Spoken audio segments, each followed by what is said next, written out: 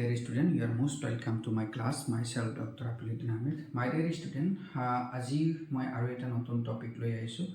আশা কৰোঁ আজিৰ টপিকটো তোমালোকৰ ভাল লাগিব।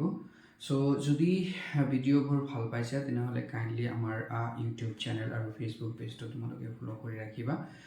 ওকে, তেনেহ'লে আজিৰ টপিকটো আমি ষ্টাৰ্ট কৰোঁ। ওকে, আৰু এটা মেট্ৰিক্স আছে যাক আমি কি বুলি কওঁ, শাৰী মেট্ৰিক্স বা আৰ ৰ ম্যাট্ৰিক্স বলি কৰেছে। হ ম্যাট্ৰিক্স বা হাৰি ম্যাট্ৰিক্স একই বস্তু। দেখা এইটো সেম আগৰ নিচিনা কলম ম্যাট্ৰিক্সৰ নিচিনা। এইটোত কি হ'ব, যদি এটা ম্যাট্ৰিক্সত মাত্ৰ এটা কি থাকে, ৰ থাকে, তেনেহ'লে তাক আমি কি বুলি ক'ম, ৰ ম্যাট্ৰিক্স বুলি ক'ম। For example, if we consider the matrix like this way, suppose 2 5 7 9. Okay, how many rows are there? 1. How many columns are there? 4 columns. So this is a raw matrix. কারণ কিমানটা র আছে, এটা র আছে, এটা র আছে মানে ই কি হ'ব, তোমাৰ ৰ ম্যাট্ৰিক্স হ'ব। কথাটো বুজিলা? এটা ৰ আছে মানে ই কি হ'ব, ৰ ম্যাট্ৰিক্স হ'ব। Is it clear?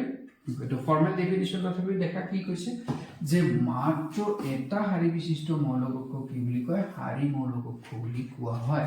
বা a raw matrix is a matrix having only one rows and any number of columns, ঠিক আছে, is called a raw matrix.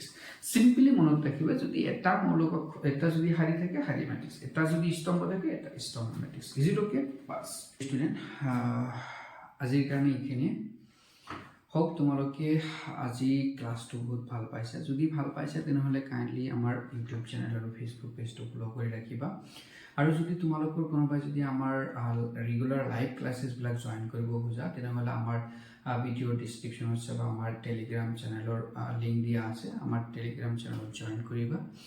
Join কৰিখিনি আমাক হাই বুলি তাতে মেছেজ কৰিবা বা তোমালোকৰ ইণ্টাৰেষ্টটো দেখালে আমি তোমালোকক আমাৰ লাইভ ক্লাছত কেনেকৈ জইন কৰিব লাগে তাৰ ডিটেইলছ আমি তোমালোকক শ্বেয়াৰ কৰিম। ঠিক আছে।